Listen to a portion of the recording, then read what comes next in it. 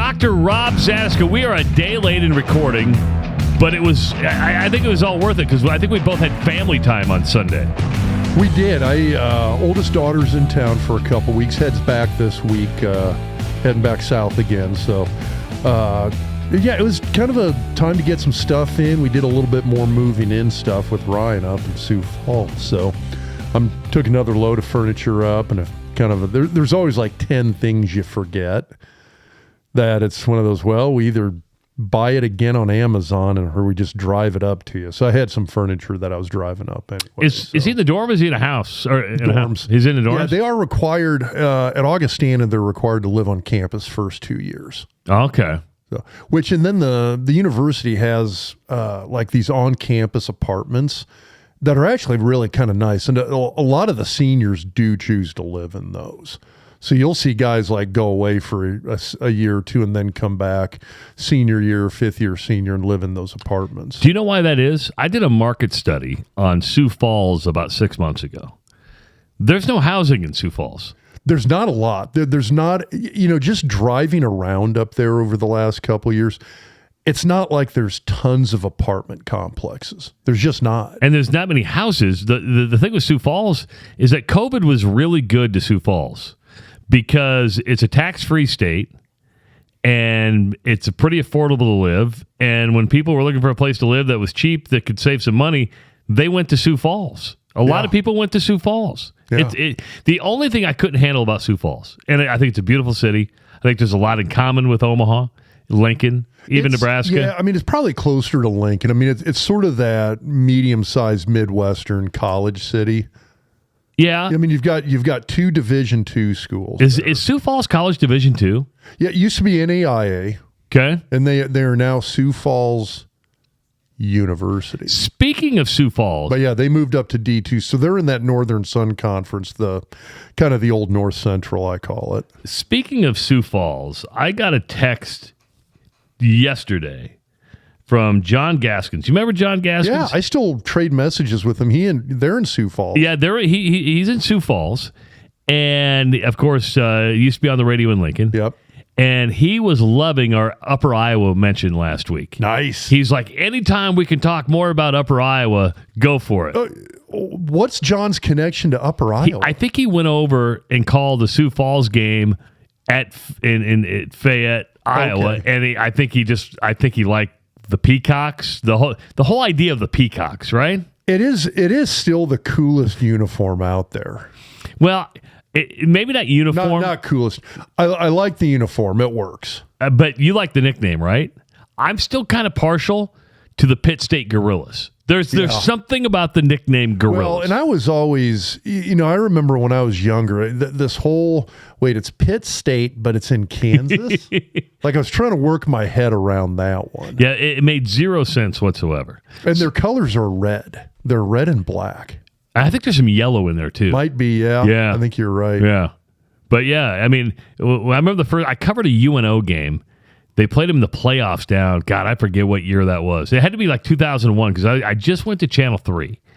And I remember driving on. That's like down there by Joplin, man. It's a long way down there. Yeah, that's far southeastern Kansas. But UNO got beat in the playoffs down there. Pat Burns in that UNO team. I think Lance Leipold was an assistant on the team. There was some really... Pitt State's they've had some great teams. Yeah. I know they were... They kind of like and Northwest Missouri State sort of functioned as thorns in each other's sides for years. So, random football talk. I'm going to give you a stat. This has nothing to do with Division I football. But you have somewhat of an affection for NAIA football, even though your son decided to go Division II. Is he going to play this year, Augie? Is he going to get some playing time? We'll see. I mean, they are a whopping 1 week into into fall camp. So, okay, I'm going to give you a stat that I found out yesterday. Joe Woodley, who's the head coach at Grandview University. Yep. You know Joe Woodley. They recruited your son. Great coach, great program. Played in the national title game this past year. He's never lost a regular season game as head coach. No. Never. Really? Yes. And I heard that's amazing. I heard that stat this weekend, and I was talking about it this morning on my radio show on KXNO in Des Moines. And lo and behold, son of a bitch, he has not lost a regular season football games. I mean, his record's like 82-6. Yeah, because obscene it's like all the losses have come in the playoffs. Can you imagine going undefeated year in and year out? And we're like, when we get him on, do we even ask him about it? Is that like jinxing a pitcher with a no-hitter? Do you even bring up, coach, you haven't lost a regular season game ever. That's just one of those amazing, crazy, incredible football stats that I don't care what level you're at, youth, high school, JUCO, it doesn't matter. It doesn't. That is an incredible, incredible football stat. So your daughter's going back to Tallahassee. She's a senior and a half? Is that what it is? Yeah, she switched majors and she has like one semester worth of just credit hours she's got to get within that major. She's got all the requirements, just has to knock out kind of some filler hours. So here is my night last night. This is Saturday. I started Saturday off by going to the Iowa State Fair. And how was it? It was great. So Owen, who's producing today, he performed yesterday, and we got a camera on Owen now too. So if you're watching the YouTube channel, and I highly encourage you to subscribe to our YouTube channel. Owen, what'd you play for? Like 2 hours yesterday? Yep, played for 2 hours. That's a pretty long set for a state fair show. Well, it took him an hour and a half to get the sound right. Don't you think, Owen? No, not quite. No, it was not an hour and a half. A little bit. Yeah, but you didn't take a break. He didn't take a break. Just went right on through. Nice. So then I come back from the Iowa State Fair, and I go to Alice Cooper, Def Leppard, and Motley Crue at Charles Schwab Field. Yeah, because I saw all the Instagram posts you had about all the music. Dude, Def Leppard was really good. Alice Cooper was still the best of the three. Really? Because he hasn't done much damage to his body and his vocal cords. Def Leppard sounded good. Motley Crue, you forget how many good hits they have. They're just a solid 2 hours of really good hits. Vince Neil, not there vocally anymore. He did better last night than the last time I saw him. But Motley Crue, if it wanted to, could go like full Journey on Vince Neil. Kick him out, bring in some other guy who can do the... I feel bad when you say that. I know. I heard him at a... God, I swear to... I thought it was Vince Neil at a juvenile diabetes, so JRA. No, that would have been Bret Michaels. Was that Bret Michaels? That was Bret Michaels. That's who it was. You were correct. Yes, it was Bret Michaels from Poison. God, you remember that when he came to town for that. And he's done that a couple times because, of course, he's close with Todd and Tyler because he's from Mechanicsburg, PA, like Tyler is. And so he would come in. He's got type 1 diabetes, so he would come in and really give kind of a helping hand to that. Hell, when he was coming to town, they were raising over $1 million a night. Yeah, they would pull it in for that one. Yeah. His voice was a little rough, though. I want to laugh at this because he heard me on the radio show this morning. Tommy Lee cracks me up. Remember Tommy Lee when Harvey Perlman had him come and do that reality show? Yeah. Oh, yeah. So here's Tommy Lee last night coming back to Omaha. He gives a Go Big Red, okay? Crowd goes wild. Go Big Red. Okay. He's all happy about that. Everybody's happy. He goes, man, something's missing here. Something's missing here. I've been playing for an hour and a half, and I haven't seen no titties. Show me your titties. And all of a sudden, and he keeps begging for show me your titties. Big ones, small ones, I don't care. I want to see your titties. All of a sudden, Rob. I'm Googling something here, but you keep going. I'm fact-checking myself before I say this. All of a sudden, on the big screens, oh no, they start showing all the women showing their titties. So I'm like, I was actually kind of surprised about it. I mean, remember Arnie Harris, who used to direct the Cubs game with Harry Carey to go find the good-looking women all the time? It was like they were searching out the women who were pulling up their shirts and showing their boobs. That's like Bret Michaels with the whole... Oh, geez, I just said Bret Michaels because that's who we were talking about. Brent Musburger. Oh, yeah. Oh, my God. That guy was... It was almost uncomfortable with him, though. Remember, it was the Alabama quarterback. I forget what his name was. Yeah, like he basically had a verbal dissertation on the guy's girlfriend. I mean, that went like uncomfortably long.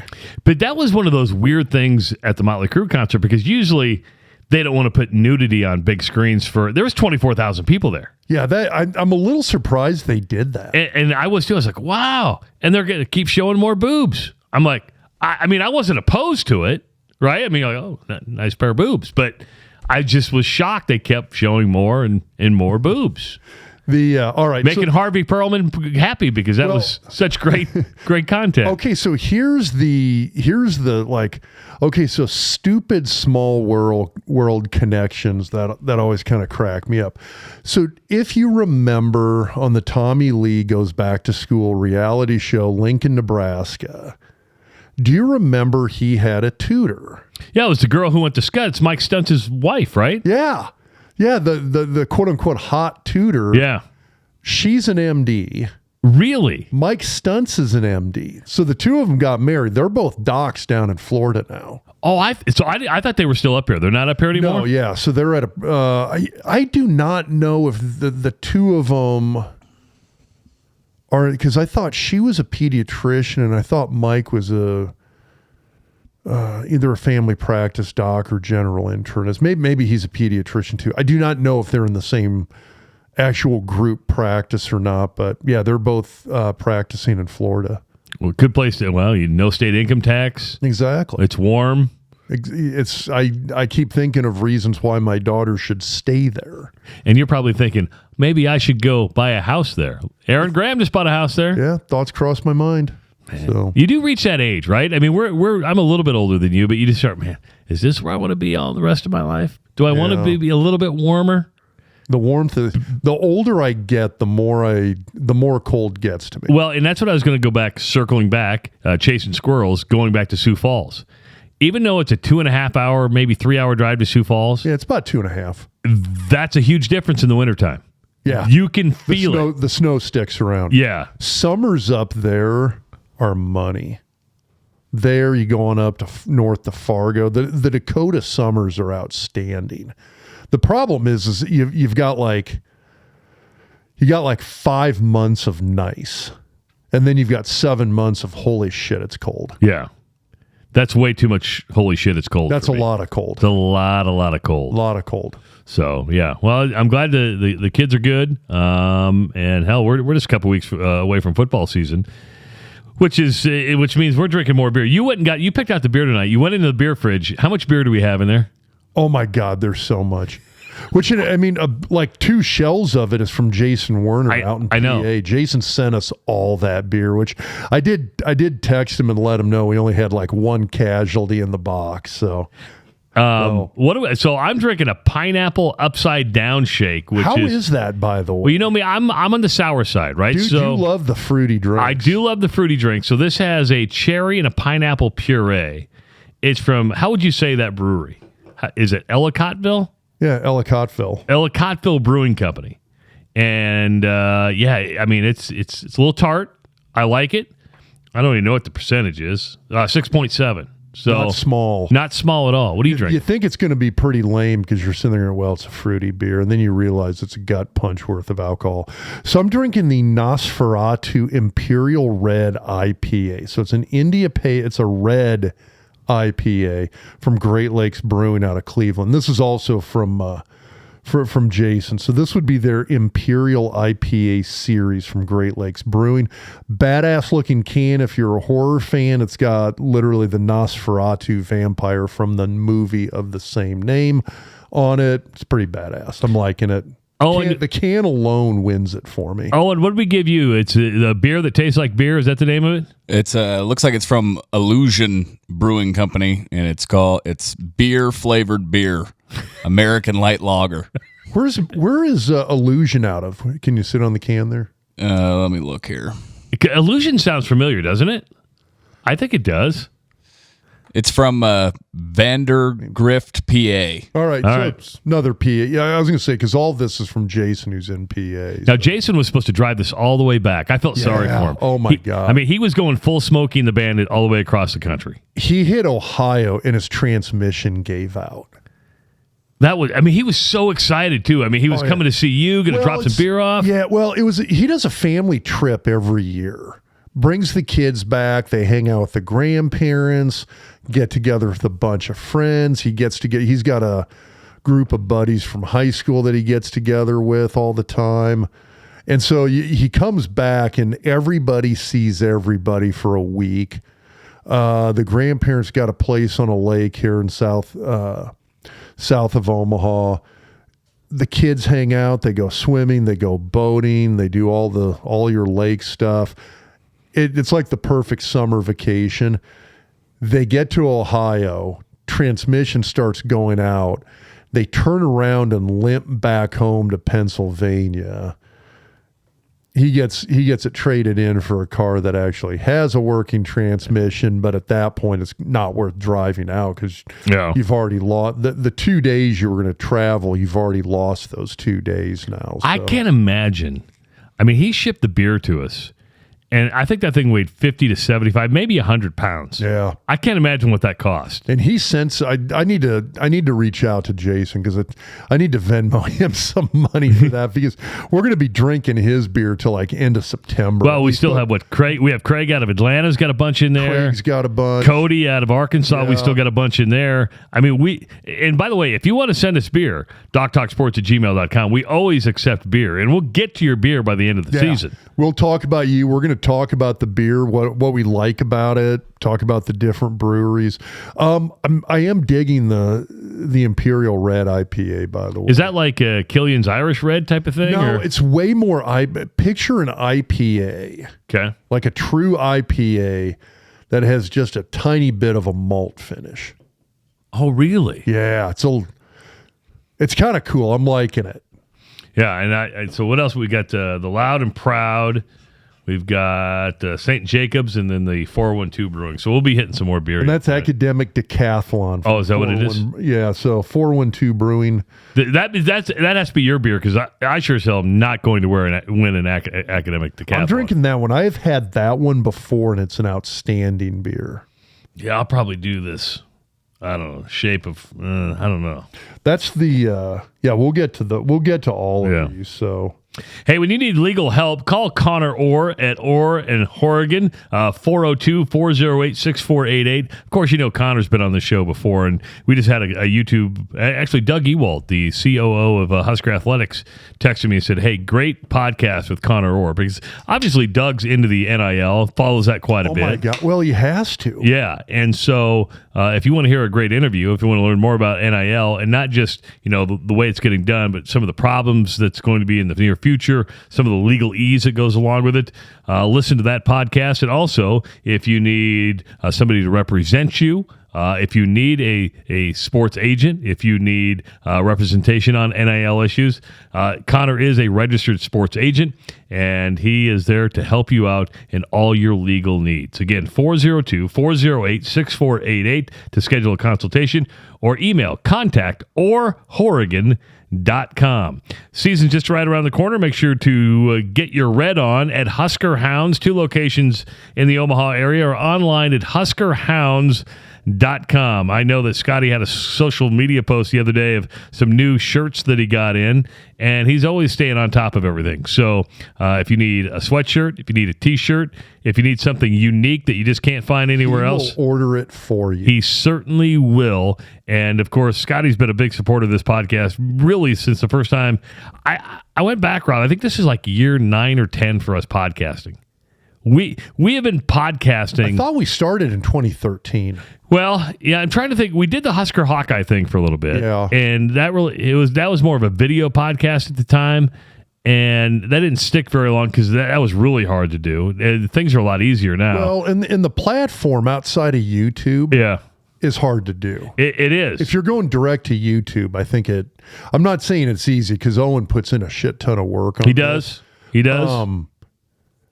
It's a lot more conducive, though. Maybe that's the word I'm looking for. By the way, we're now over 2,000 subscribers on our YouTube channel, and if you have not subscribed yet, please do so. Just go to youtube.com/Doc Talk Sports. And, of course, starting when the season gets underway, we'll be doing the Centrist Federal Credit Union Doc's Diagnosis again. We're going to try to tweak that. Last year we did like 3. We might knock it back to 2. Look for a different way to make it more engaging. If you have some ideas of what you would like to see on the the Doc's diagnosis. Not saying we'll use them, but we certainly will listen. DocTalkSports@gmail.com. DocTalkSports@gmail.com. We want to make sure that you're getting the content that you want. Zavier Betts no longer with the Nebraska football team. Apparently, he doesn't want to play football anymore. I respect it. I feel bad that he put as much effort into this as he did. I talked to a few people way closer to the situation than I am, and kind of the underlying thing that they said is that he kind of felt like all along he'd been doing a lot of this for other people, not himself. Well, that there was this expectation that because of his athletic ability, this was something he had to do. And, your heart's not in it. It's not what you want to do. Well, that brings up a bigger issue in that how many athletes out there are like that because parents push them so much as a youth. Yes. You wonder how many kids are out there that they just, if I don't do it, I'm going to let my mom and dad down. I'm going to let my grandparents down because they expect this, but they really don't want to do it. No, I think there's a lot. Yeah. I think, I think it kind of depends. I mean, you hit a point where I think there's so many layers to this because I've seen people where I see the whole dynamic of, hey, maybe you did like it, but maybe you started at an early age and you did the hardcore club stuff for decades. I say decade and a half. And then you get to your senior year in high school and you're just like, man, I'm done. I've been doing this for so long. I'm finished. I mean, it's interesting because I talked to a lot of athletes I played with and a lot of coaches that I played under. And most of them said kind of the ideal age, if you're a fairly good athlete, fairly good at a sport, if there's something you've got a talent for, kind of the ideal age is right around middle school, like 7th, 8th, 9th grade, in terms of getting into it and making a decision to kind of pour yourself into that sport if you really love it. They said if you start earlier than that, that's where you kind of just from a psychological standpoint, that burnout has a tendency to set in right around the time you're going to be a junior, senior in high school. And so I do think you see a lot of kids that hit that point senior year in high school, freshman year in college, and they're just like, yeah, I'm done. The other category that I see a lot of is people who kind of hit a point where they feel like they've gotten out of it what they wanted. And I see that from a lot of college seniors in a number of sports that would maybe have an opportunity to go on and do it professionally and choose not to. I mean, I had several guys that I played football with at Nebraska over 2 or 3 seasons that by the time they got to their senior year, you had NFL teams coming to them and saying, hey, we think you're going to be able to make a team in the NFL. You are actually going to make the team. And guys were just like, yeah, nah, you know what? I kind of got out of this what I wanted. I think I sort of hit the pinnacle here in my career at Nebraska. I'm good. I'm retiring.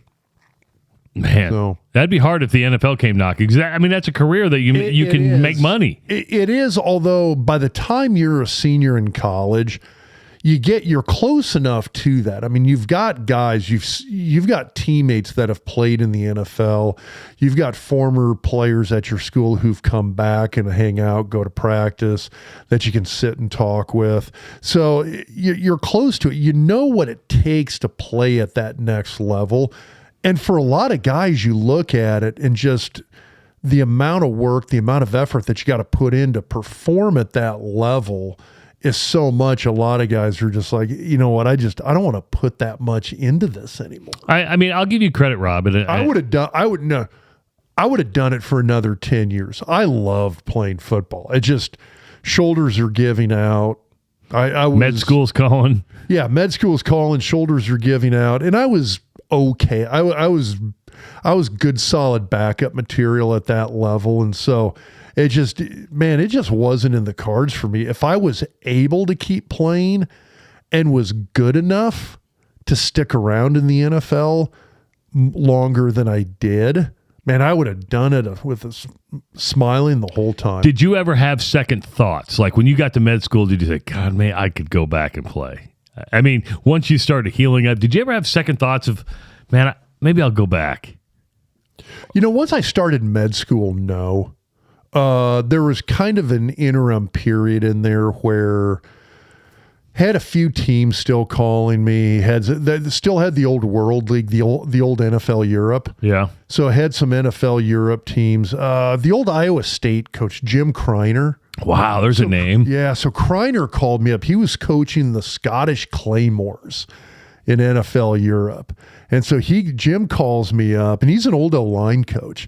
So he knew Tenneper and Young, so we hit it off. We're talking, and but yeah, he tried getting me to come out of retirement and go play for him in Scotland, which probably would have led to getting signed by an NFL team. I mean, at least going through training camp again.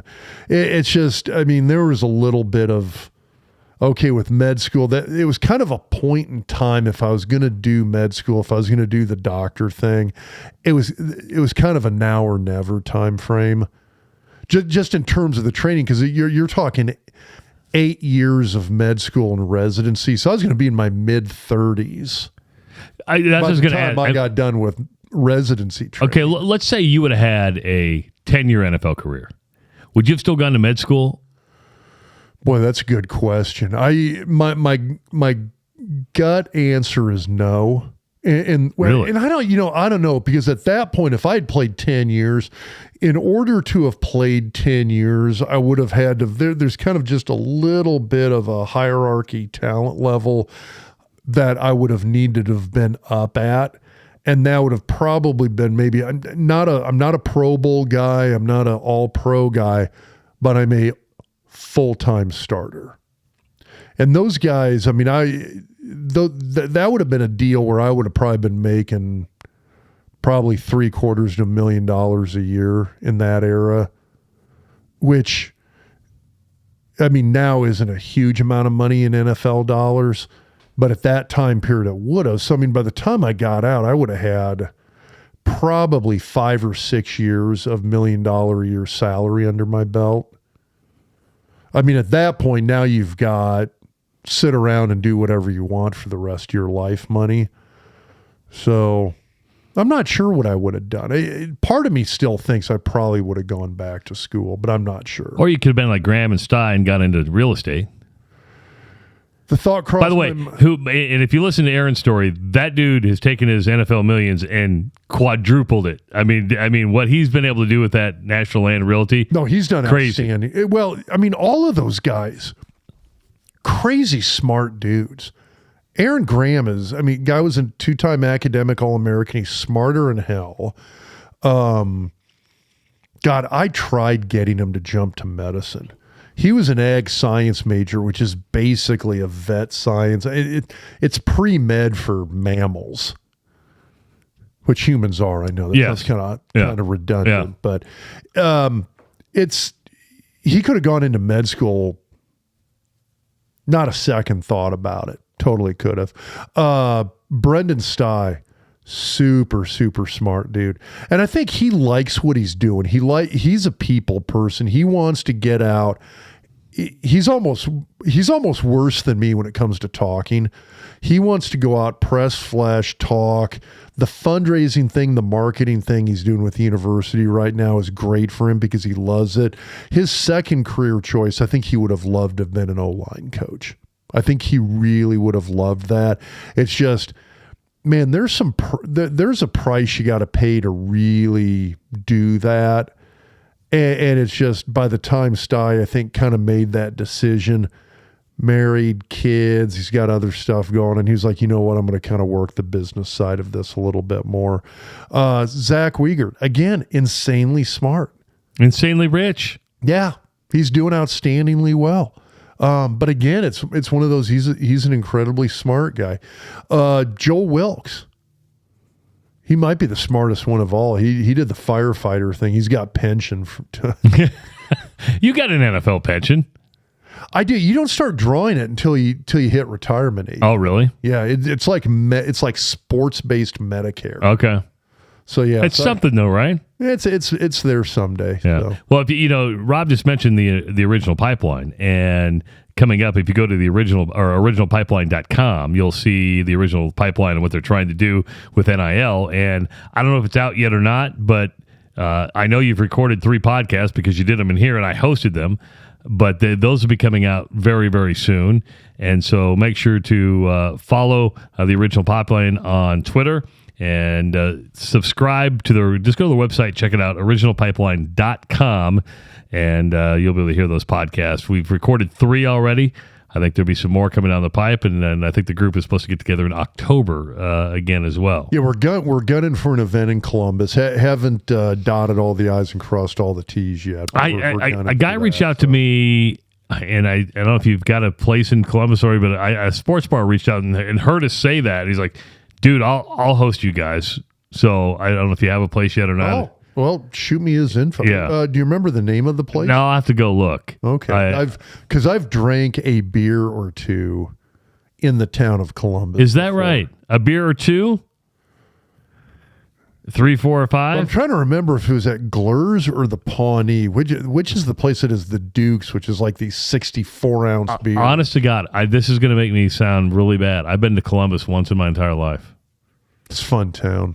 Now, I've been through Norfolk quite a bit. I've been that way, but I've never gone the Columbus route. My good buddy Dan Schecker was from Columbus. He's a regular listener to the podcast, and he talks about Columbus all the time, but I've just never been up there. Oh, speaking of small towns, bars, bar and grills. Okay. Do you remember we were talking about there was some bar and grill that Adam Carricker was at, or they had a wall of fame? Yeah, it's out in Waterloo. Okay.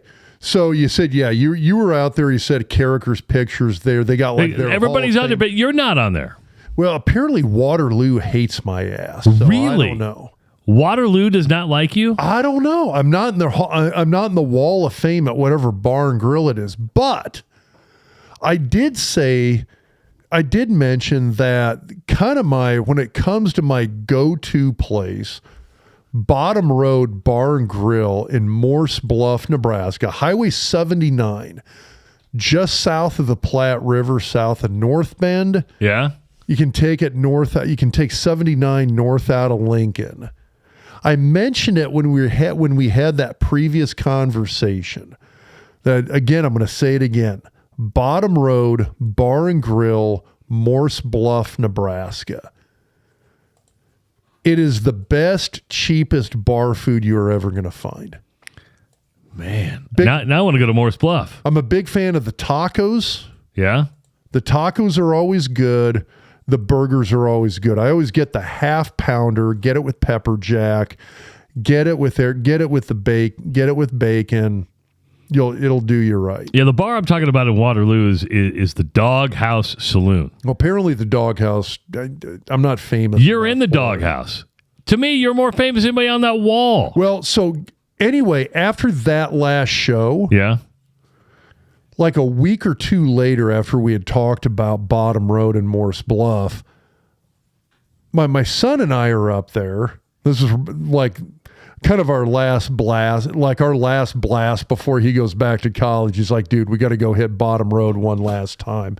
So we roll up there. We're hanging out. We're killing some Coors. Well, I'm killing Coors Lights. He's killing Mr. Pibbs. He's only 19. So. Yeah. Anyway, so we're destroying chicken strips and cheeseburgers up there. By the way, the gizzards, if you're a gizzard, I was just going to ask if it's only a really small town bar if they have gizzards. The gizzards are outstanding. They nail the gizzards. Is there any nutritional value to the gizzard? Protein? Okay. Yeah, it's a muscle. Okay. You're eating meat. I love the gizzards. Do you eat hearts? Yeah. Okay. Dude, my mom, remember you'd get the whole fryer? Oh, yeah. And it had everything in it? Yeah. Dude, my mom would cook the gizzards, liver, and heart. Yep. And we'd always eat that. My brothers and I would always fight over the damn chicken heart because we thought it was cool that, oh my God, that's an animal You heart. and I came from very similar families, except your mom and dad got along and my mom and dad didn't. Yeah. But my mom would, I remember... do love my mom and dad. My dad's passed away, but yeah, I kind of scored. So my dad died, but he's in hell right now, so it doesn't matter because I'm only 1% of his son, right, Owen? Owen's not taking that bait. Inside story there. Owen's not taking that bait. He's gonna go edit that out. There is a saga that it's a podcast of its own. But my mom, we would have like gizzard night. I mean, it was just like, here, I'm frying gizzards. Both my parents, small town Iowa farm, like Iowa farm people. Is it an Iowa thing? That was my family. Is it an Iowa thing, the gizzards? No, it's small. It's a small town Midwest thing. I mean, you go out on the East Coast, bar food. It's like fried oysters and fried shrimp. Yeah, that's true. Here's gizzards. But anyway, gizzards at Bottom Road, cash money. The fried mushrooms are awesome too. Ooh. So the fried mushrooms, the gizzards are good. The burgers are good. The tacos are good. They got a Mexican page on the menu, so they got. I usually stop at the tacos because the tacos are good. I always like tacos. Everybody likes tacos. Anyway, I keep tangenting on the food here. My son and I go there. We're hanging out. We're killing the gizzards. We're eating cheeseburgers. He's doing his like triple order of chicken strips. All's right with the world. The waitress comes up and she's always there. She served us 1,000 times. She's like, hey, you do some kind of like radio show or podcast, right? And I'm like, yeah. And she goes, we've got people coming up here now because you mentioned us on your podcast. Look at that. The power of podcasting. And I said, and I was like, yeah, we were totally talking about the food here and like how much I like it. And she goes, beer's on us tonight. Wow. That's awesome. Anyway, if you get a chance, like I said, I mean, it's this little, they got plenty of seating. They got a shuffleboard table. They got some pinball. It is, I will warn you if you go, it's cash only. Oh, is it? I'm glad you told me that. No check, no credit card. Cash only. In-house ATM if you want to pay the $4 service fee. It's $2.50 because I've done it before. They do have an in-house ATM. They got a jukebox. It's like the newer digital one. Oh, yeah. You can whatever, scan a credit card and pick your music. They do off sale. You want to take a 6-pack home, they got off sale. Oh, they'll package. All right. So it's what's the name again? Bottom Road in Morse Bluff. In Morse Bluff. There you go. Not Morris. Morse, like Morse code. Morse, Morse, Morse Bluff, Nebraska. Highway 79 just south of North Bend, just south of the Platte. Sound like a fucking paid pitch man. I am, but it's like, you know what?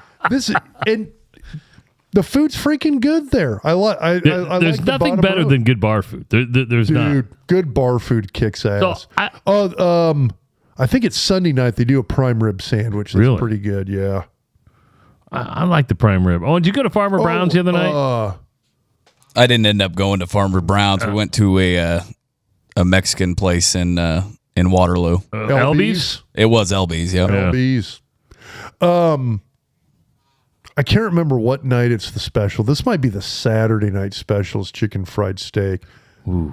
They do a money chicken fried steak with mashed. Get the mashed potatoes. Ask for double gravy. Is it chicken gravy? Yeah, or brown gravy. That's the white gravy. Okay, that's good. This is going to sound very not small townish. I'm not a gravy guy. Don't give me that look. Why do you hate God? I don't know what it is. I'm not a gravy guy. Do you torture puppies? What the hell's wrong with you, dude? Do I torture puppies? Okay, so there was a when Jennifer and I lived in New Jersey, in Morristown, New Jersey, there was it was called the Morristown Deli. But it was a kosher Jewish deli in Morristown, New Jersey. Food was amazing. And I remember I walked in there one time and they had a hot open face roast beef sandwich was the special. And I'm looking at it, it's like, small town Nebraska, you get the hot open face roast beef sandwich for lunch. Yeah. It's like $4.25. Yeah. Now, keep in mind, this is like 1995. So, what'd you do to that beer, Trev? I didn't do anything to the beer. I'll grab some paper towels. No, I think we got some. Well, no, we don't. We have got wet ones. some of Jason's beer it's a high, I think it's a high yeast content. It's fizzing over here. Is that what makes it? Is it the yeast do it? I don't know, but it sounds scientifically correct. Yeah, see, that's the thing. When you're a doctor, you can say shit like that. And everybody's going to believe And I'm going to believe it. Well, yeah, that's just due to the thermogenic reaction. See, stop That's why it happened. Thermogenic. What does that mean, thermogenic reaction? Anyway, no, Morristown Deli, we go in there one time. Hot open-faced roast beef sandwich is the special. It's like $17. Oh. Not liking that beer? That's nasty. I'll drink it. Which one is that? It is, and sorry, Jason, it is the shape of hops to come. An Imperial India Pale Ale. I'll give it a try. Yeah, you go ahead. That's not my cup of tea. Anyway, so I've never not liked a beer on this show. That's fucking nasty. I'll give it a try. Anyway, so Morristown Deli, I'm like, it's sort of like, do you remember the scene in Pulp Fiction where they go to the Jackrabbit Slims? Yeah. It's Travolta and Uma Thurman, and he's like, what was it, a $15 milkshake or whatever? Yeah. And he's like, I got to try it just because it's a $15 milkshake. I want to know what a $15 milkshake tastes like. So he gets it. He's like, God damn, that's a good milkshake. So I'm thinking, I'm like, I want to know what makes a $17 hot open face roast beef sandwich $17. So I order it. Gravy. It shows up. It's per usual. Got your little tiny slice of white Wonder Bread. Yeah. You got your little teeny tiny slice, or not slice, the ice cream scoop of mashed potatoes. Yeah. Anybody in a small town's had it. You know what I'm talking about. But it's on this giant serving platter. It's just full of roast beef? The entire serving platter, one little slice of white bread, one little thing of mashed potatoes. The entire serving platter is heaped with sliced roast beef. I'm not shitting you. It was like 3 pounds of roast beef. And that's what made it a $17 hot beef sandwich. It was the most amazing thing I've ever had in my life. What made it better, when I ordered it, and this goes back to your comment about the gravy and not liking gravy, which makes me think you're not American. Freaking like a Canadian Satan worshiper, for God's sakes. What the hell? I'm a pagan. This hot open she was like, what kind of gravy do you want? And I'm like, I got choices. She's like, yeah. And I'm like, well, what kind of gravy do you have? And she's like, we got a brown beef gravy, we got a cream gravy, and then we got a chicken based gravy. And I'm like, did you go the trio? This was like, I did. I was like, this is like the greatest thing I've ever had. I think I went half and half with the beef gravy and the cream gravy. Because it's kind of a nice change up. Like the cream gravy on roast beef, you wouldn't think it's going to work, but guess what? It does. Dude, it works. Anyway. I'm not a beef gravy guy. I don't like the brown gravy. Do you know what kind of gravy I like? Every kind of gravy? I like the kind of gravy that starts with the letter G.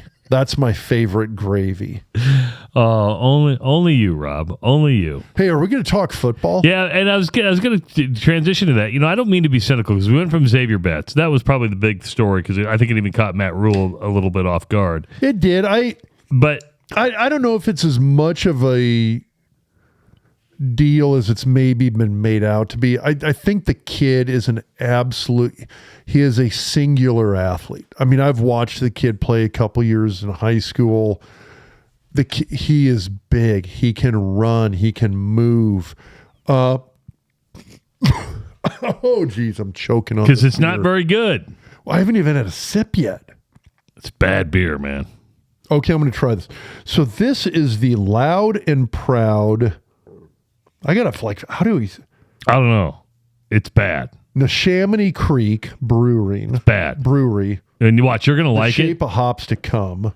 Well, I'm not a Satan worshiping Canadian like you. Listen, just because I don't like gravy.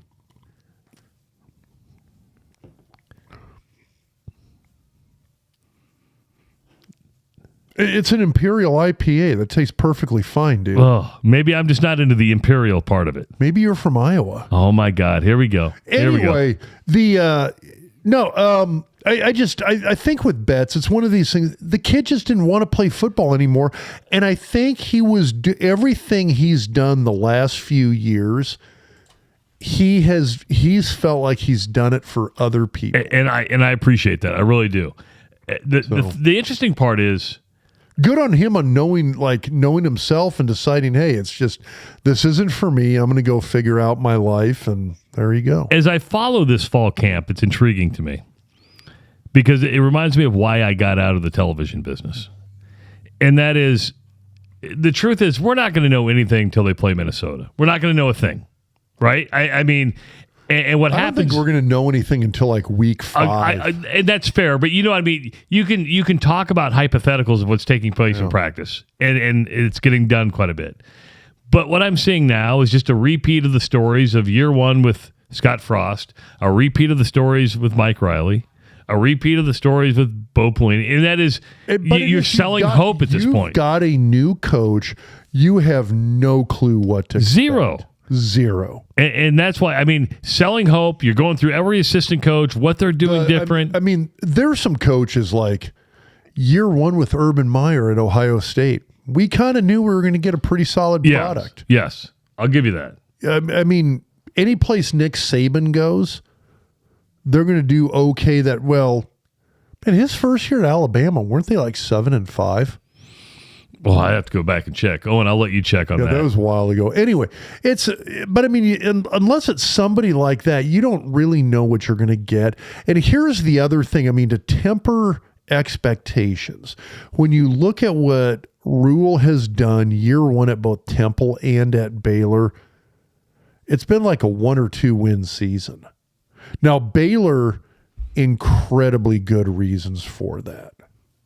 I mean, much worse shape than Nebraska is at this point. Completely cleaned house after the sex scandal. That was the year Baylor basically self-enacted sanctions that year. The season before Rule was at Baylor. Who was the guy that was there? Art Briles? No, it was Briles. They had the guy from Wake Forest. I forget his name. You know who I'm talking about. Yeah, I know exactly who you're talking about. He actually had a solid year. They cleaned house right after that season. So that season ended.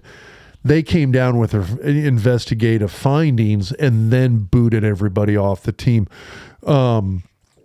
So when Jim Grobe, by the way. There we go. Thank you. So Grobe had like one good year, and then they booted everybody off the team, and Grobe's sitting there going like, I got 40 guys on the roster.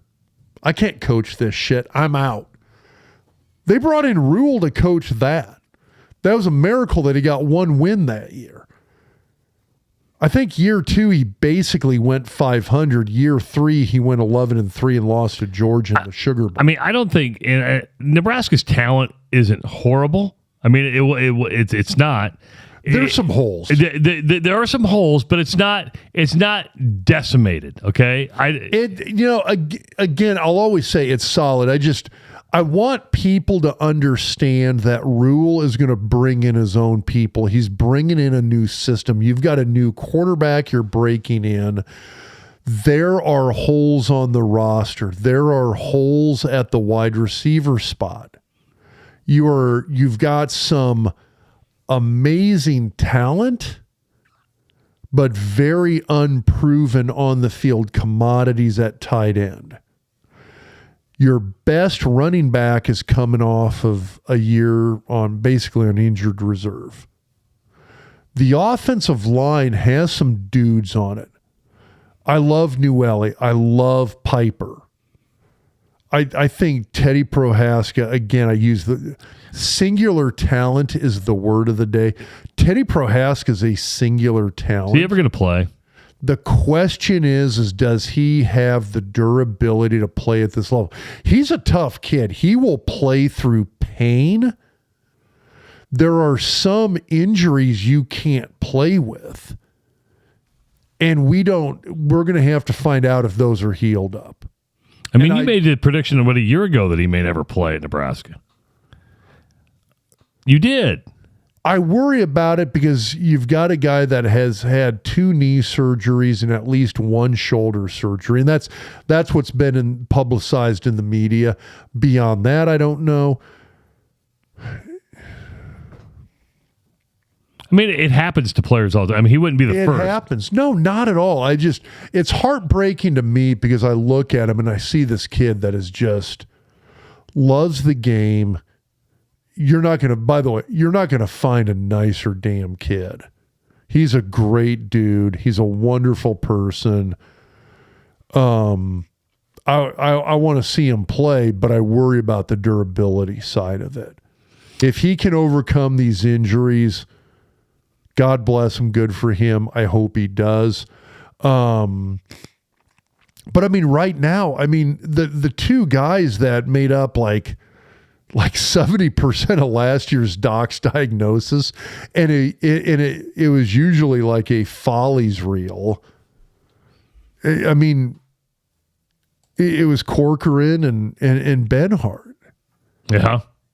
And those right now, that's your 2 starting tackles at Nebraska until Teddy comes back. So, I mean, I'm not sure how much confidence that inspires. So you've got some question marks there. On defense, you've lost some guys to graduation in the defensive backfield. The defensive line, I mean, you've got some guys you're going to have to replace up front. Ty Robinson can't do everything. So we'll see what happens. You've got a system with this 3-3-5 look that I do not think is a foreign concept to the guys who are on the team right now. Under Frost, I really think they played a version of that using JoJo Doman. That was basically a 3-3-5 with JoJo as sort of this nickel guy where you're kind of this hybrid safety linebacker. So I'm just saying there's holes on that roster. There's holes in that lineup that need to get filled in over time. And until they get filled in, you're not going to see the most consistent product out on the field. And so I'm just saying, hey, be ready for another 3-win season. And if there is one, I'm not sure I'm hitting the panic button because when I look at what Rule's done at both Baylor and Temple, it's his first year. Both places have kind of been a little bit of a tank job. Not intentionally. I think the guys are going out there and battling as hard as they can for them. It's just they have not been great seasons. So the only thing I think I can say with confidence is, and this is going out on a limb, but I'm drinking the Rule-Aid. Is that I just think Husker fan that you are. I just think that they're going to be a lot more disciplined. I think he expects a lot more. I think we've seen that the expectation out of him and his coaching staff seems completely different than what we saw out of Scott and maybe some of his coaching staff. I would give it that, in my opinion, the easiest things to change are the big things. Those are easy to change. Those little things, the discipline things, that's the culture that takes a couple of years. And that's what I worry about. If he can change those little things, the stuff the mantra for the last 3 years, turnovers, penalties, special teams miscues. Those are little things that add up to big wins, big losses. Those are the hard things to fix. Yeah. It's those, in my opinion. So you don't think that can be fixed in a spring and a fall? It's going to be tough. Okay. Why is that? Just because It just is. It's just the nature of football. Those little cultural things when it comes to the penalties, when it comes to the turnovers, those are the things that from a culture standpoint take a few years to instill. Okay, that makes sense. It's hard for... It's kind of like a golfer changing his swing. It takes a lot of time to get to adjust that swing. Yeah, Okay. Big time. I mean, you got to take 1,000 strokes to get that down. You know, we don't talk about other teams in the Big Ten that much, so I thought we would take the next couple of weeks and maybe go through the East Division and West Division, and we're not going to go through, what those teams, breaking down each and every one, but we're going to talk about the win totals for each. Speaking of win totals, if you're looking at placing some NCAA college football win total bets, place any Power 5 win total wager at Betfred and be eligible for an immediate 10% back on up to $100 in Fred bets. Potentially, that could that can give you a bit of a savings and more. Nebraska right now, by the way, has a win total of 6.5, and we'll talk about the Huskers next week on their win total. So just wait, really? Yeah, they're at 6.5. 6.5, man. It's that half that's killing me. I know, but that's still a little optimistic in my mind. Dude, I'm taking the over. Are you really? I'm taking the over. I am. I know that's a little optimistic. I had one of the surgeons I work with asked me, he was like, "Hey, what's your over under for Nebraska this year?"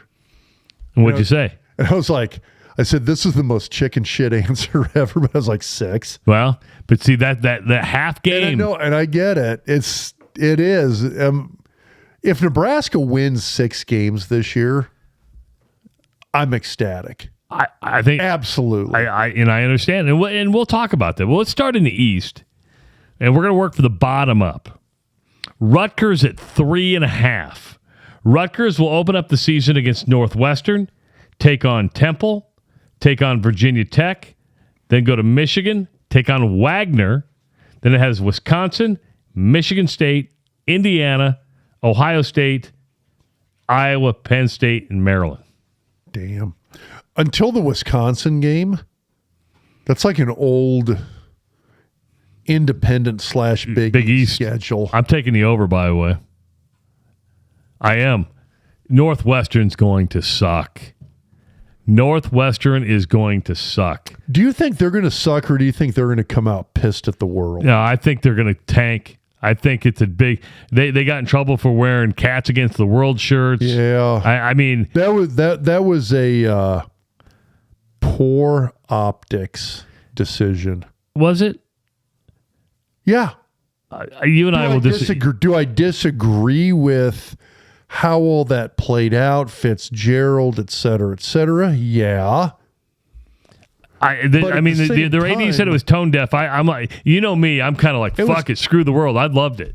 Yeah, but you are tone deaf. So I am tone deaf. It was completely tone deaf.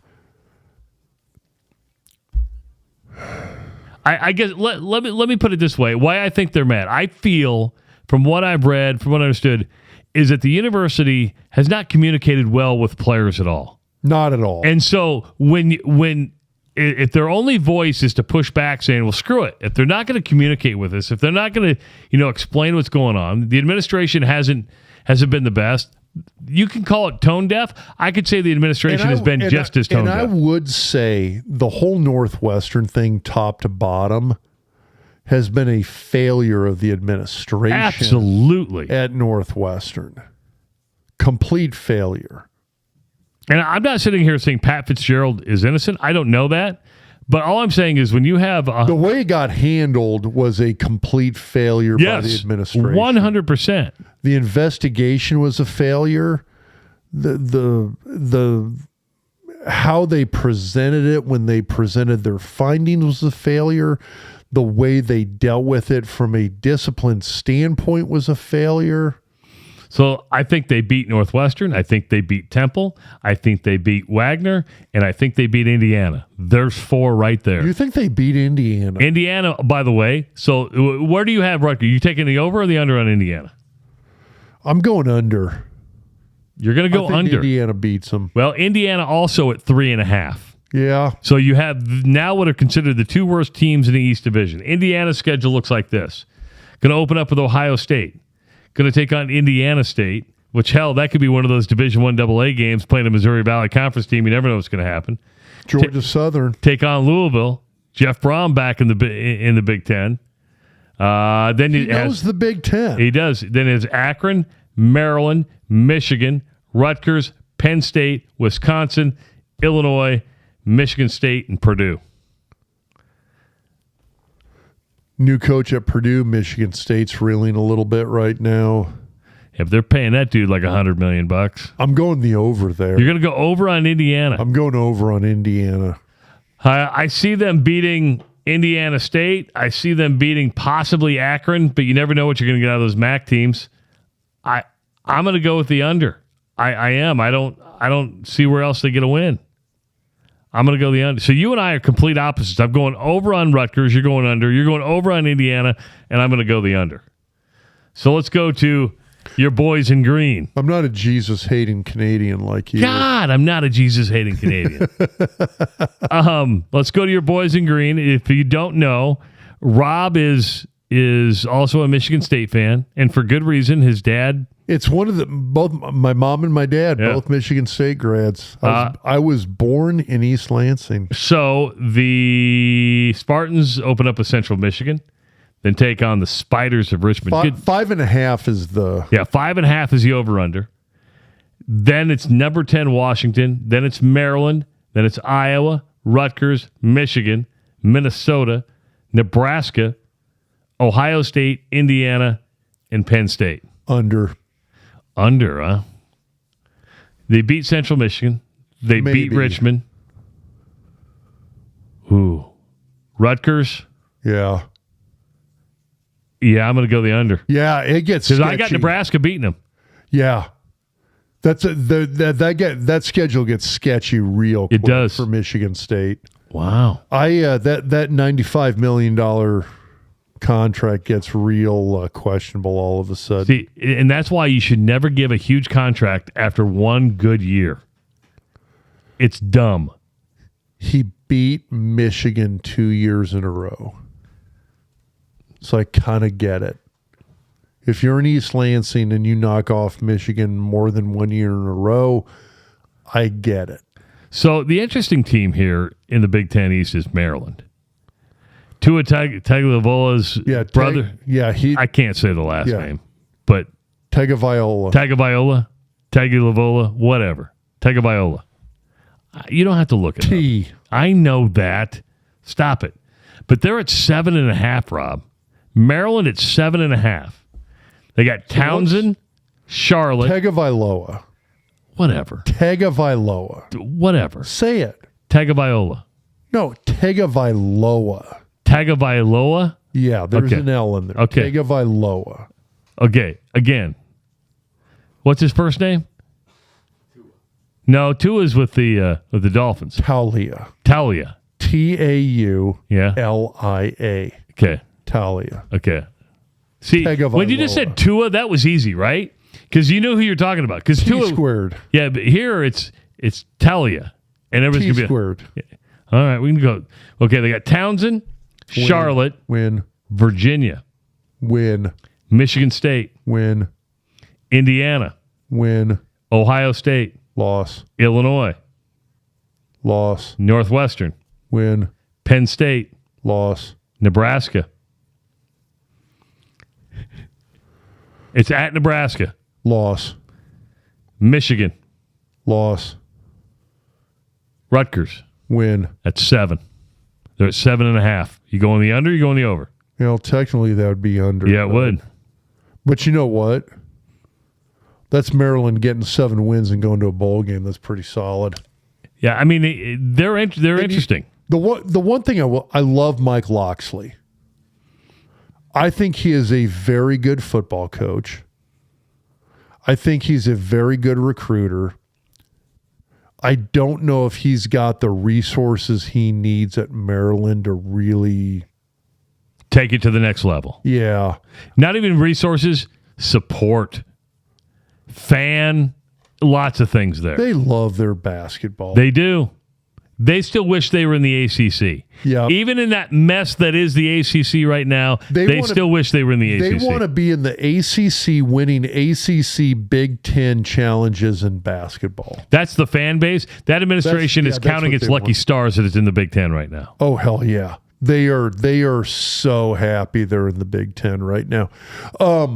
But I love Mike Loxley. The guy that's a really, really good coach. And I think he's in a really, really tough spot. And I think quite frankly, I think the guy's kind of kicking ass given the circumstances. Yeah. The interesting one here is Penn State. Penn State is at 9.5. Okay.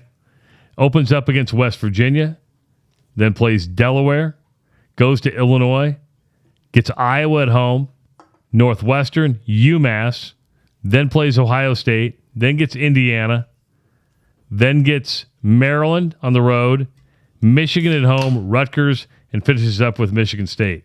This is going to be ballsy for me. I'm going to take the over at 9.5. I think they get 10 wins. I think they lose to Ohio State, and I think they lose to Michigan. And that's the thing with Penn State. I mean, if you read anything about them, kind of the whole deal since James Franklin has been there has been the fact that they are the third best team in the East, and at the same time they're the third best team in the Big Ten on the whole. Yeah. And there's nothing they can do. And it's not going to get any easier. Yeah, it was funny. I think I was reading Athlon Sports had a great comment about Penn State where they basically said there's probably nobody who is looking forward to the elimination of the divisions in the Big Ten more than James Franklin. Just for the fact that it's one of these things that but do divisions come back now? You have to ask yourself there's going to be some type of division, because I think the Big Ten is going to have to develop some type of regional division here you're going to have this Pacific division. Yeah. So that's going to happen. Bottom line is, though, I mean, it's either way, division or not, I think Penn State is arguably the third best team in the Big Ten Conference, and they have the unfortunate position of being the third best team in the East.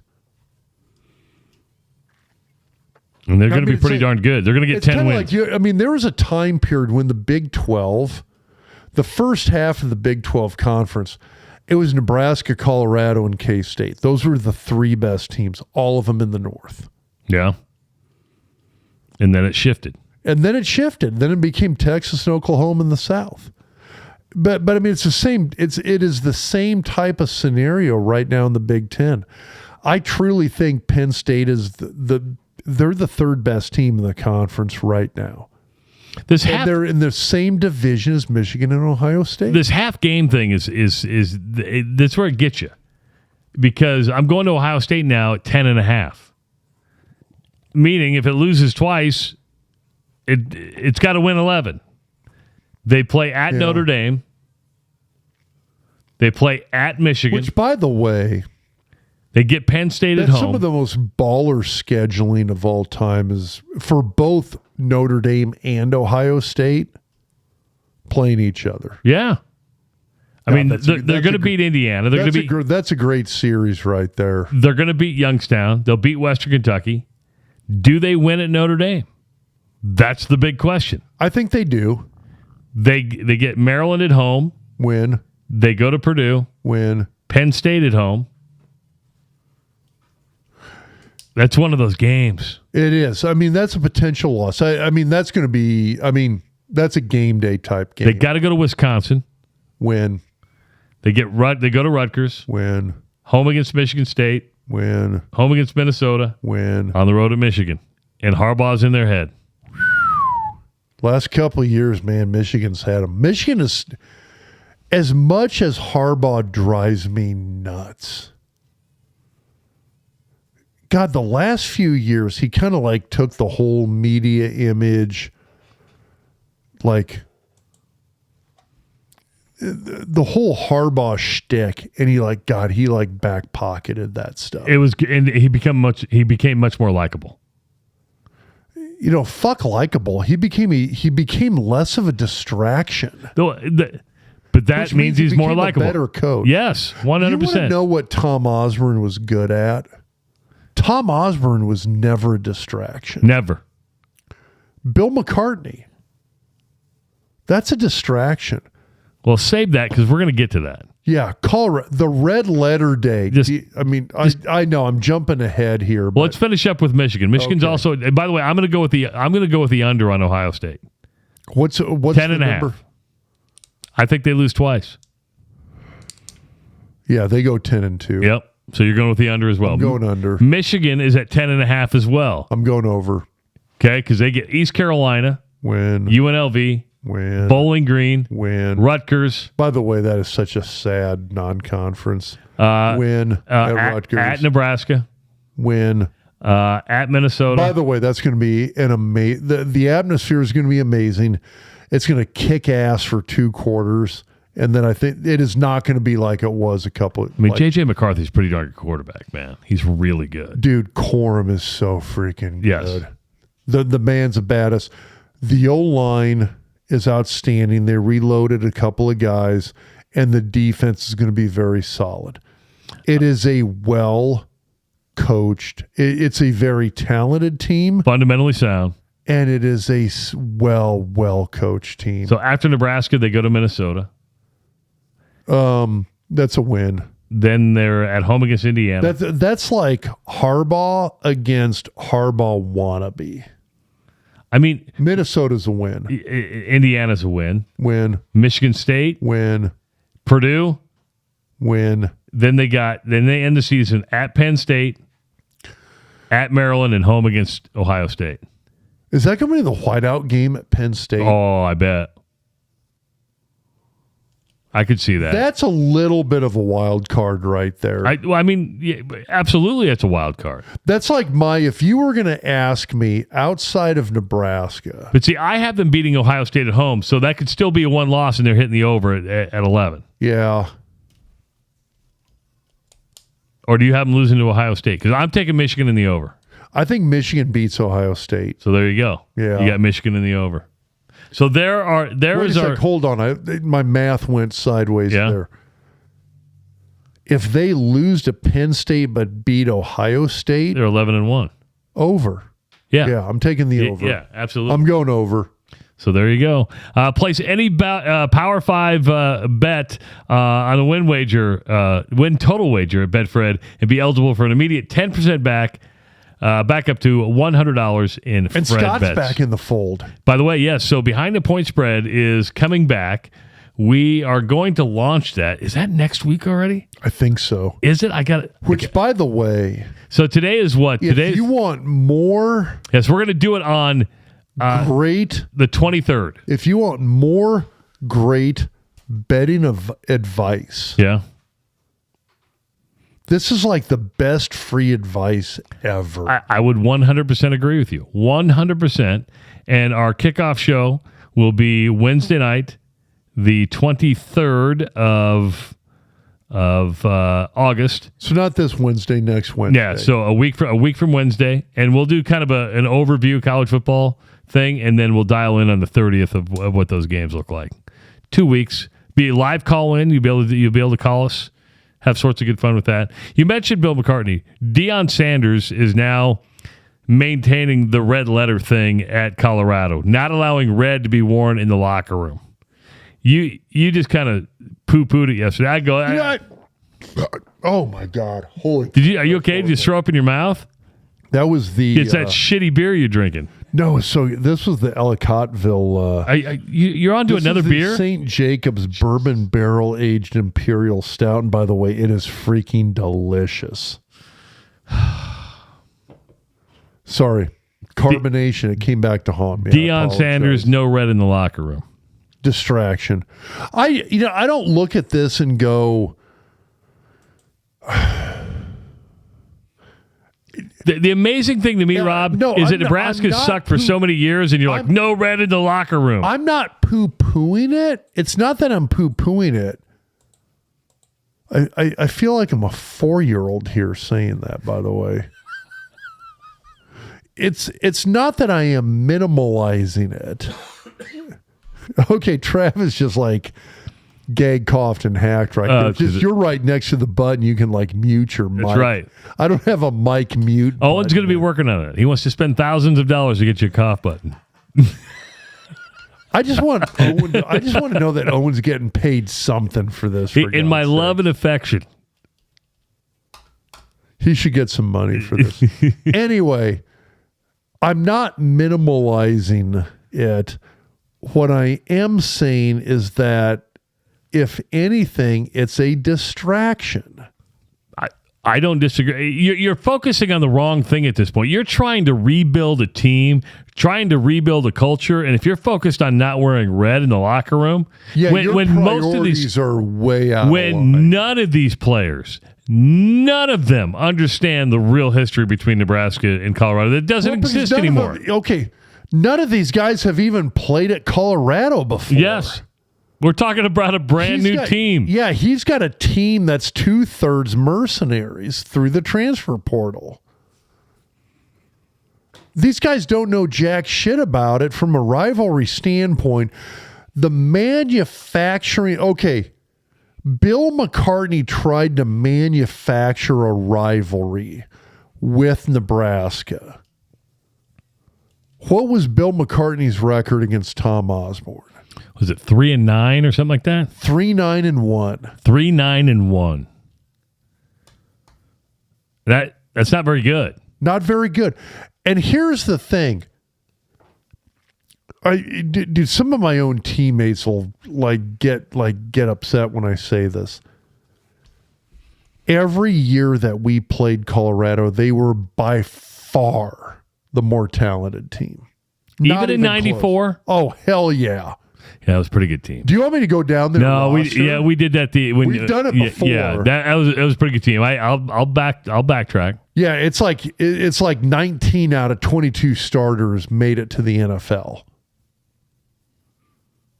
Actually, it was like 20 out of 22 because the punter did as well. Not even freaking close. And all of those teams were 89, 90, 91. Oh my God, those teams were loaded. But they weren't. But they were distracted. They were distracted. They got out-coached. We didn't beat Colorado. Well, yeah, we did beat Colorado. My senior year, we beat the shit out of that D-line. Tom Osborne out-coached McCartney. Because he was a better coach than Bill McCartney. Hand over fist. Guess what? There wasn't some stupid ass. Yeah, you don't wear black and gold in Memorial Stadium. Dude, there wasn't any stupid shit about that. All Osborne focused on was he focused on fundamentals. He focused on performance. He focused on here's the plays we're going to run. He focused on overcoming adversity. I mean, it was all of these positives that Osborne focused on. There was no, we don't wear black and gold and buffaloes aren't allowed.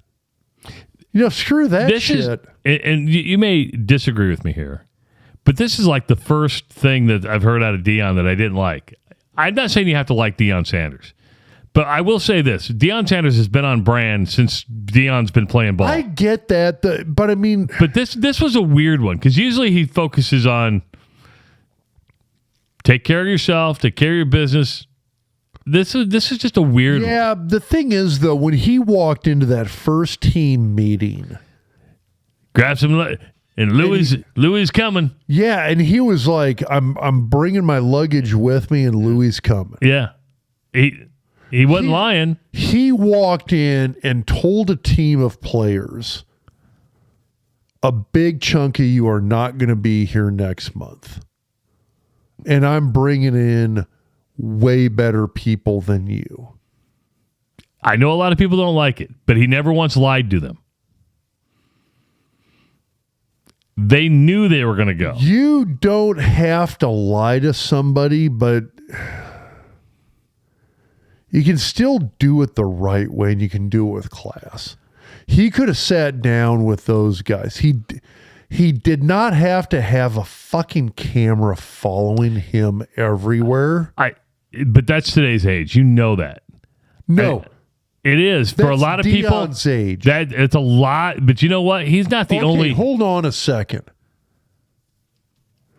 Do you think Matt Rule didn't come into Lincoln and go like, yeah, there's no way these guys are ever going to play here? We're not going to see those people again? I get that. Did Matt Rule put that on camera? No. Therein lies the difference. Deion came in and did the whole Louis thing, and he told a group of people, not only do I not want you, let me rephrase it. Not only do I not need you, I don't want you here. And oh, by the way, guess what? We're going to put it on social media. But he also gave that, and I know I'm going to come off as the asshole here. I would never win this debate. No. But what I'm saying, he also said, go hit the transfer portal. He was giving them an opportunity. Go hit the transfer portal. You know, to me, you know what you're getting into. That was also for other recruits. It was honest. I'm not denying the fact that there was a high degree of honesty there. You just didn't think you thought it was a little classless. It was classless. Yeah. You can be honest and classless. You can be honest with integrity. Okay. Does that lack? Did what he did lack integrity, or was it just putting it on the social media, which Colorado did lack the integrity? It lacked integrity. Just the social media post. If that would have never hit the light of day. You can tell a kid, hey, here's the thing. You do not have a place here on this team. That is fine. Be honest with the kid. Do it behind a closed door.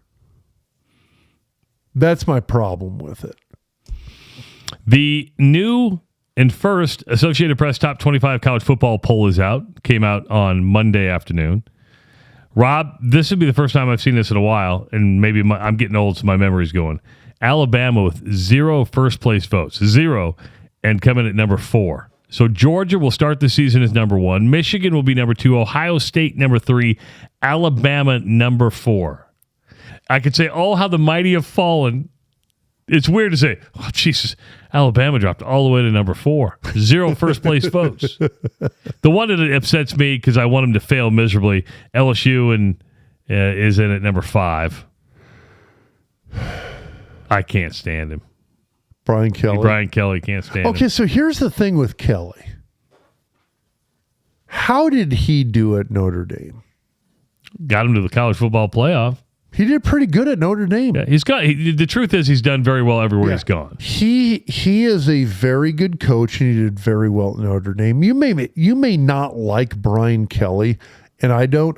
Dude's kind of weird. And I think culturally, the LSU thing is weird to me. It is such a clash of cultures there with him. He's a very good coach. He had a great season last year. Okay, do you know what Brian Kelly's going to do? He's going to be another Les Miles. Does he win a national title, though? At LSU. And the reason I say that is because if you look at Les Miles was a Michigan man. Absolutely he was. Is that a fit for LSU? No, but the only reason Les Miles won a national title because he inherited the season after Nick Saban left. He inherited an insane then was amount consistent. of talent. What's that? And then was pretty consistent, but never. Yeah, Les Miles in LSU was probably the biggest foil to Nick Saban in Alabama in the time period that they coached against each other. The interesting part is LSU opens the season at Florida State. That's going to be fun. Yeah. So Florida State comes in at number 8. So Southern Cal, number 6. Penn State, number 7. Florida State, number 8. Clemson, number 9. Washington, number 10. Boy, you look at that now, the Big Ten's pretty loaded. Big Ten's really loaded. It's one of those, when you look at the SEC and the Big Ten, from a conference expansion standpoint, the decision-making processes here have been genius. Texas comes in at number 11. Tennessee, number 12. Notre Dame, 13. Utah, 14. Oregon comes in at 15. Hey, hold on. Yeah. I don't even know. Is Sarkisian still the coach at Texas? Yeah. Okay. Yeah. I'm like sitting here going like, yeah. Wait, who's Texas's coach? Oregon's number 15. Kansas State, number 16. Hell of a coach. He does a great Klieman job. is so good. TCU is at 17. Oregon State, 18. Dude, I love Dykes. Yeah, the Beaver thing is going to be interesting because if they don't find a league, you're going to have players bolt because they want to play Power 5 football. Wisconsin at number 19, Oklahoma number 20, North Carolina 21, Ole Miss 22, A&M 23, Tulane 24. How about the Green Wave? Green Wave, and then Iowa comes in at number 25. The Iowa thing surprises me. But I think because Kate McNamara is the quarterback, I think that really put them at number 25. I think that helps a lot. Defense is going to be solid. Oh, solid. Dude, I cannot wait for the punting videos. They'll be there. They will be there. Yeah, absolutely. So there's your top 25 college football poll. Again, Big Ten very well represented. Nebraska not getting any votes. That doesn't surprise me. Can I ask you? Yeah. Well, I don't know. Do we wait until we do the Big Ten West till we talk about Nebraska? Yeah. Okay. Why? I mean, we've already talked about Nebraska a little bit today. I was just going to say, do we care? Oh, what? About what? Nebraska? What do you mean, do we care? It's a Nebraska podcast. Do we care how well they do this first year? You're saying it's a throwout year? It's a Matt Rule throwout. Here's the deal. That's a cop out. Of course you care. I'm not a fan. You're a former player. You're a fan. I'll dive into this more. Deep down, you care. But it's like the out. Well, we really didn't expect them to do much. Like you said, if they win 6 games, you care a hell of a lot, man, because you're going back to a bowl game. Yeah, we'll take a way harder look at this next weekend. Well, it's Monday. We'll record on Saturday. How's that? Saturday or Sunday? Yeah, let's go for Sunday. Okay. Might be up at Augustine on Saturday. Okay, no, that's fine. Scrimmage. Oh. Like my over-under on Nebraska right now is 6. And they're at 6.5. So we'll take a look at the West Division, and then we'll also dive into what Rob's talking about. Do you care? Because you have this mental out. I think it's a question. Do we care year one? So there you go. That's what you can prepare for the next Doc Talk podcast presented by Betfred Sports. Jason, thank you for the beer, buddy. It is amazing. And we're not even done drinking that beer. This was 1 6-pack tonight. Yes. Hey, remember when you bet with Betfred, your bad beats are a lot more to you remember than your wins. Nothing hurts more than being thrown into the sharks late in the game. With Betfred, all users are eligible to receive a bad beat bonus.